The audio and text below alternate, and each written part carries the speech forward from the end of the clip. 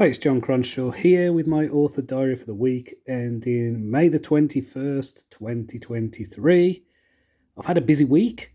I have been working on the second point of view for Ravenglass Legends Book 1. I've basically just this morning peaked that story. So I've just had the dramatic scene, and now there's just going to be a few more little chapters to round off that story for that book. So I'm really pleased with that. Really great progress. There were some days when I was working on that where I was doing 5,000 word days, which is great. So I just feel like I've really powered through the first draft in that. What that means, though, is I now have my editing work cut out for me. So I've got to kind of do my rewrites, go over those over the next few weeks. But that's fine, that's just all part of the process. I'm just glad to get that story out of my head onto the page. And then looking at getting it done, edited over the summer. Now, my wife is an editor. Can book her at cherryedits.com. She's already edited the first point of view. So what I'm doing is I'm basically sending her the whole manuscript, and I've marked the scenes that she will need to go over. So it's like a second edit, really, and she's already got the style guide and things like that. So hopefully it won't be too much of a ask to kind of go through that. And if it is, well, yeah, I don't know. Yeah, that hopefully it'll work out all right. I'm pleased with how that is going. I'm definitely glad that I went that route of doing the second point of view. I think that it just rounds the story out. It gives a good kind of counterpoint to the other character, the main character, Ragnar. So it's Ragnar is the person whose story I was telling before I started the second point of view. His younger sister, Maya, she's the one who is his second point of view. They both kind of are in the same situation, but the way they respond to it, the way they react and the way they deal with it is very different. Very much enjoyed doing that. Now, what I've got now is I've got a first draft of Ragnar's stuff for the second book. I've got about the first 30 or so thousand words up to ready for the editor state with that. So, because that was when I was thinking about doing them as novellas. So basically, I've already got the second book in a good state. The second half of Ragnar's point of view obviously needs work. So what I'm going to do is I will probably go straight to working on the Ragnar point of view for this second book. And then, it's going to be a case of coming up with the next storyline for Maya. So I've got ideas. Part of what I wanted to do with this series was Maya would come into it at a later point anyway. So now it's just we have her in it. So yeah, that's good. So in terms of reading, I read a book this week called Empire Land, which was about the British Empire, about imperialism, colonialism, all that nasty stuff. It was a really interesting book, actually. A lot of food for thought. I think there's a thing in England, especially, of we didn't get taught about the British Empire in schools. A really big foundational part of our history you just don't learn about. So a lot of people are ignorant about it. I mean, I've read quite a bit over the years, but I'm making an effort to kind of learn this stuff now to understand it a bit better.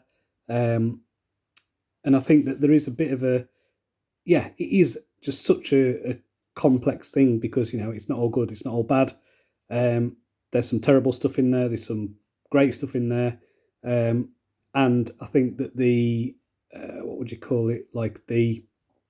what is here today in Britain, the legacy of the empire in all its guises, it has shaped the country.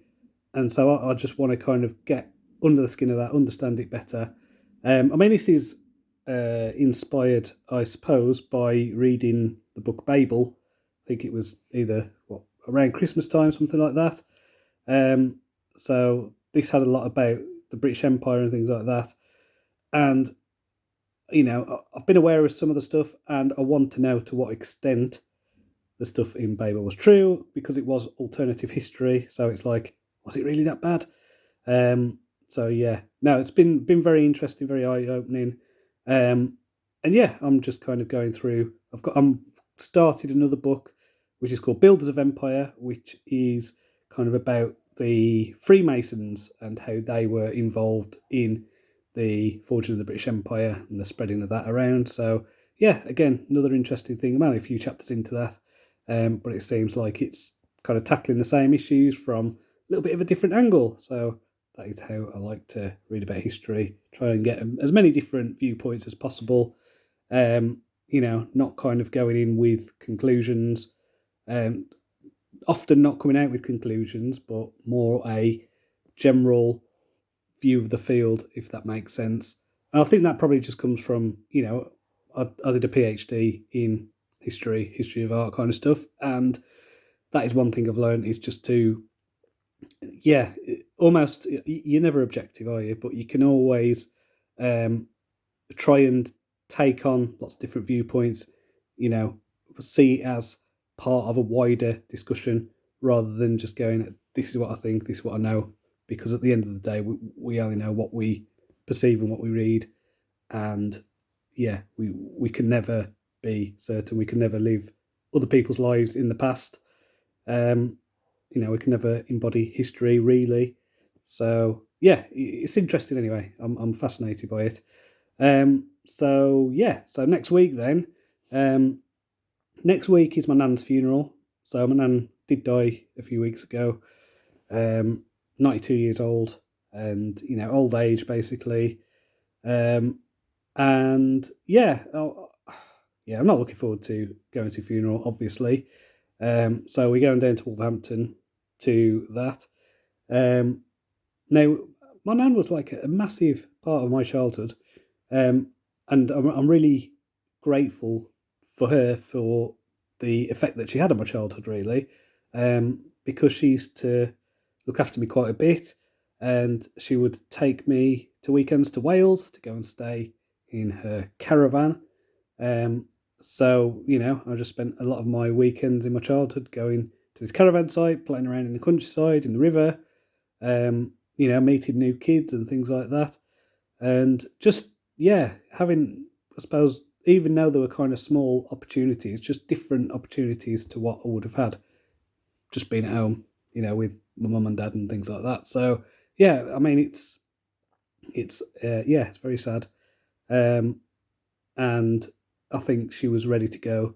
So yeah, that's good, and I hope she's found what she was looking for. But yeah, funeral on Tuesday, so that is going to interrupt next week. I've got a few scenes left that I want to write for Maya's arc. So yeah, the story has peaked. It's had the big dramatic climactic scenes. Now it's just a kind of resolution, basically setting her up for the next book. So yeah, I should get all that done by the end of next week, and then I think after that is the half-term holiday. So my son will be off school, I'll be in dad mode. So yeah, if I could get this book drafted for then, that'll be good. So until next time, cheerio.